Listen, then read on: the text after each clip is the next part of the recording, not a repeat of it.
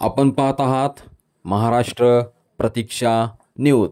आपल्याच प्रतीक्षेत दंड, डावपेच, मातीतला सुगंध म्हणजेच कुस्ती. उदगीर शहर हे ऐतिहासिक शहर म्हणून ओळखले जाते.